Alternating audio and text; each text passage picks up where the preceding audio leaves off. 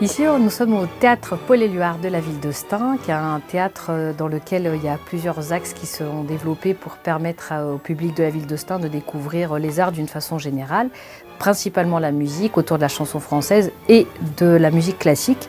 Et c'est le lieu de résidence principal de l'Orchestre Symphonique Divertimento, dont je suis chef d'orchestre et directrice musicale depuis presque 20 ans maintenant.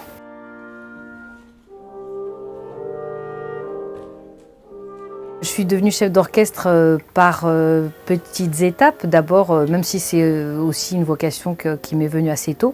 Moi, j'ai d'abord été toujours depuis très jeune enfant passionnée par la musique et la musique classique, par mes parents qui étaient des gens très mélomanes et donc qui m'ont transmis cette curiosité pour la musique, pour les arts d'une façon générale. On a toujours écouté beaucoup de musique à la maison.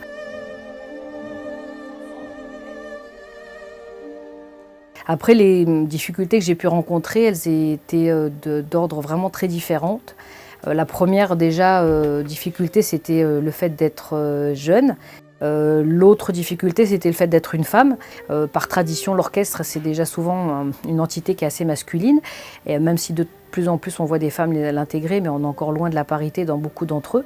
Donc de fait, même la personne qui incarne l'autorité dans ces orchestres, à savoir le chef d'orchestre, c'est encore plus compliqué, notamment dans certains répertoires, ceux qui nécessitent les plus grandes formations d'orchestre, et c'est vraiment ma spécialité. Donc on est encore moins de femmes à diriger des orchestres symphoniques de 80, 100, 120 musiciens.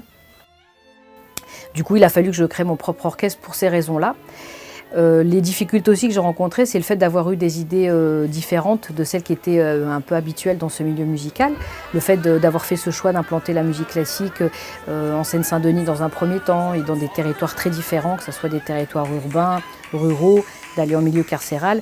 C'est vrai que ce n'est pas forcément des habitudes. On voit la musique classique plutôt dans son aspect très prestigieux.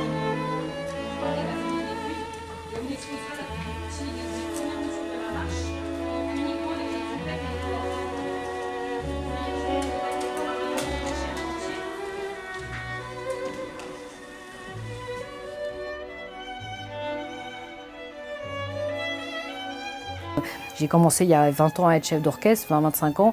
Maintenant, à l'heure actuelle, en 2017, il n'y a aucune femme qui dirige les orchestres nationaux en France, ni les orchestres régionaux. Ce n'est pas les mêmes moyens qu'on donne dans certains territoires par rapport à d'autres. La plupart des projets que je porte sont financés par des crédits qui sont ceux de la politique de la ville et pas ceux du ministère de la Culture. Donc ça montre encore la différence qui est faite entre les territoires, entre les personnes.